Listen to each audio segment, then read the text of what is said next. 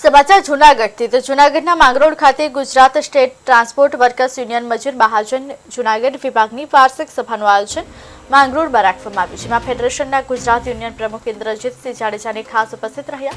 સાથે સાથે યુનિયનના હોદ્દેદારો, કર્મચારીઓ, કારોબારી સભ્યો પણ હાજર રહ્યા. માંગરોળની પ્રજાપતિ વાડી ખાતે યોજાયેલા મીટિંગમાં જૂનાગઢ એસટી વિભાગના પ્રમુખ નિવૃત્ત થતા વિદાય આપવામાં આવી. નવા પ્રમુખની નિમણૂક કરવામાં આવી. આ મીટિંગમાં વાર્ષિક હિસાબો પણ રજૂ કરાયા. નવા પ્રમુખનું સાલ ઉઠાડી સન્માન કરવામાં આવ્યું. નિવૃત્ત થતા પ્રમુખનું પણ સન્માન કરવામાં આવ્યું. સંગઠનને મજબૂત બનાવવા જેવા વિવિધ અલગ અલગ મુદ્દાઓ પર ચર્ચા કરવામાં આવી.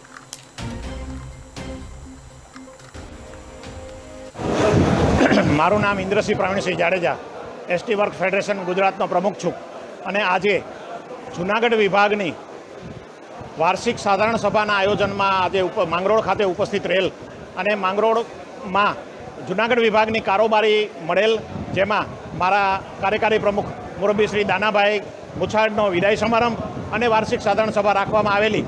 એમાં ઉપસ્થિત રહી અને સર્વે મારા કારોબારી સભ્યોને ખૂબ ખૂબ ધન્યતા અનુભવી અને મેં દાનાભાઈને આજે વિદાય આપેલ છે.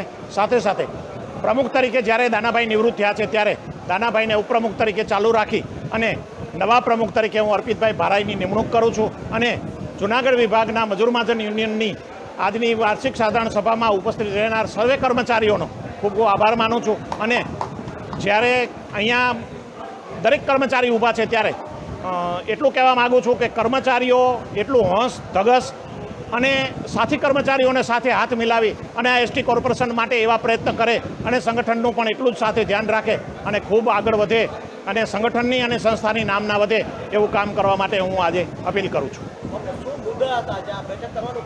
બેઠક ફક્ત આર્થિક કોઈ મુદ્દા હતા નહીં, ફક્ત સાધારણ સભા હતી. વાર્ષિક સાધારણ સભાના હિસાબો રજૂ કરવાના હતા.